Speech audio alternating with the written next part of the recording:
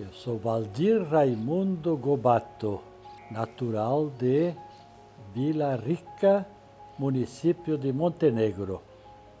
Nasci dia 31 de agosto de 1945. Nossa família, pai era Fioravante Gobato e a mãe Rosa Maria Gobato. Tiveram 8 filhos, 5 homens e 3 mulheres. Eu sou o primogênito, o mais velho dos 8. A primeira escola foi na própria Vila Rica, lugarzinho onde a gente nasceu, e a primeira professora foi a Holanda Bonato.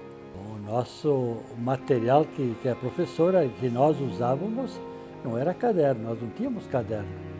Tínhamos um instrumento daquela época, era uma ardósia, um pequeno quadro. Como a professora Holanda Bonato era muito assim, chegada à oração, ela convidou o irmão para passar. Irmão Afonso Jó era o nome dele. E ele passou então na escola e falou para a gente lá, falou do trabalho, da missão dos irmãos maristas. E o falar dele ele é entusiasta, entusiasmava os meninos. E o que hoje, lembrando, o que me tocou lá quando era pirralhinho, 6 anos, 7 anos, foi as missões dos irmãos maristas na África. Aí eu cheguei em casa e disse para a mãe, passou o irmão lá e ele falou dos irmãos maristas. E eu quero ser como esse irmão Afonso Jó e como os irmãos maristas. Eu tinha 8 anos e 9 meses. Aí então, os pais avisaram os irmãos lá de Garibaldi, que era a comunidade marista mais próxima, e essa comunidade então, ela enviou o irmão Afonso Jó com o irmão Antônio Bortolini. E eu fui com eles então até Garibaldi, lá nós dormimos lá na comunidade dos irmãos de Garibaldi, e depois então o irmão Afonso, dia seguinte, me levou para Antônio Prado. Nós ingressamos lá no Juvenato, Sagrado Coração de Jesus. O pai se correspondia com os irmãos através de cartas. E eu ia respondendo, na medida do possível, eu respondia. E aí também começou o gosto pelas cartas. Hoje eu tenho 103, mais ou menos, correspondentes através de cartas manuscritas. Postulantado e noviciado nós fizemos lá em Caravaggio, Farroupilha. Nós fizemos os primeiros votos no dia 8 de dezembro de 1963. Votos perpétuos fizemos dia 6 de janeiro de 1969, na Manresa, Porto Alegre, após um retiro de 30 dias. Eu sempre gostei do esporte, Desde pequeno, praticava o esporte, futebol principalmente, A vestimenta, a batina, foi sempre, naquele período ainda, a gente usava batina ainda. Então, quando fizemos os primeiros votos em Farroupilha, depois viemos aqui para Viamão, escolasticado, os 3 anos também, continuamos usando batina. Eu fui devagarzinho deixando a batina, e a última batina que eu tive, eu mandei fazer 2 calções para jogar futsal e jogar futebol de campo. Bom, eu iniciei como professor em Viamão, quando eu fiz a escola normal, magistério. Fiz um estágio no 2º ano primário, junto com Carmo Gregori, que era outro colega meu aqui em Viamão, E depois o primeiro estágio foi em Guaporé. O retiro no Samuara, em Caxias, foi assim, um período bom, porque durante o retiro, e nós éramos naquele tempo mais ou menos 350 irmãos na província, E lá então surgiu a oportunidade de colocar um caderno, quem quisesse, e a província ia começar a enviar irmãos para a Amazônia.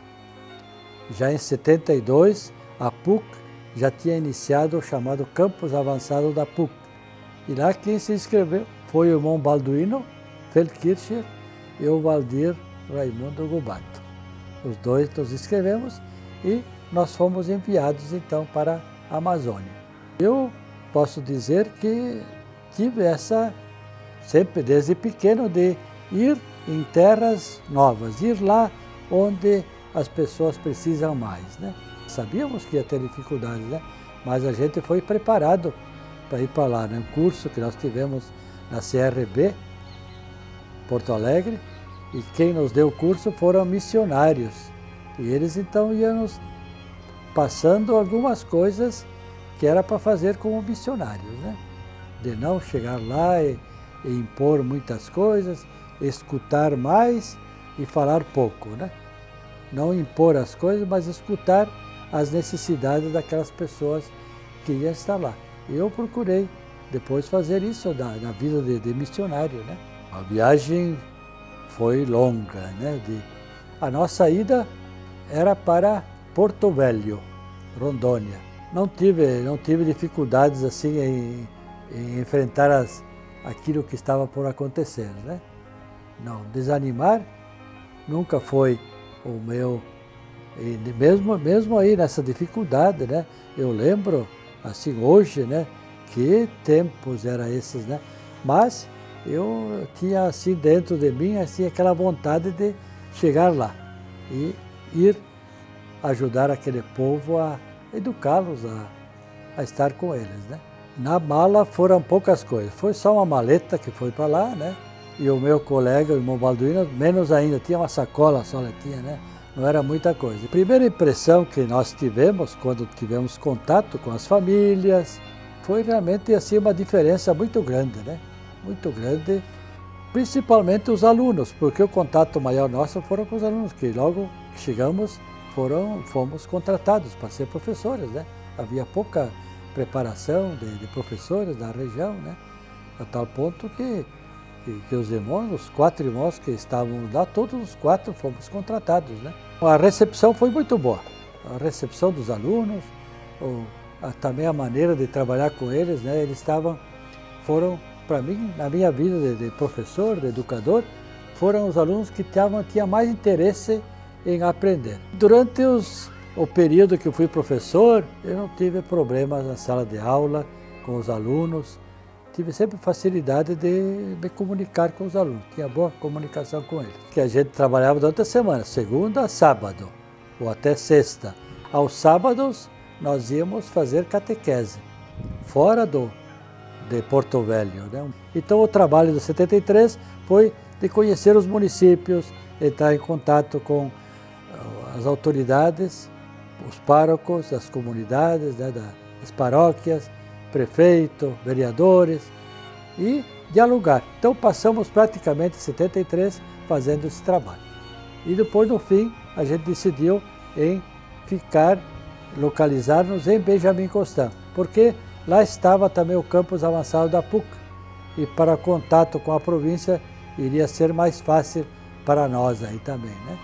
Fomos convidados a fazer um trabalho no campus avançado através do barco. O barco, para atender as comunidades ribeirinhas, precisávamos de um meio de locomoção, que era o barco. Então, foi criado esse barco, foi feito em Manaus, o Igaracatuçaua 2. A coordenação consistia em reunir os 2 médicos, 2 dentistas e mais alguém da área de saúde e da educação que vinha de Porto Alegre, né, da PUC, e a gente passava praticamente um mês inteiro no barco. Depois de acabarmos o trabalho em Benjamin Constant, nós tivemos a oportunidade de fazer um curso em Roma, curso de espiritualidade, 83, 84. Depois de voltar, fui para a transferência, comunidade, fomos para Atalaia do Norte. E lá o prefeito, ele nos convidou, dizia assim: olha, vocês irmãos entendem de educação, convido vocês, se quiserem assumir a Secretaria de Educação, está nas mãos. Então dissemos para ele que aguardasse um tempinho.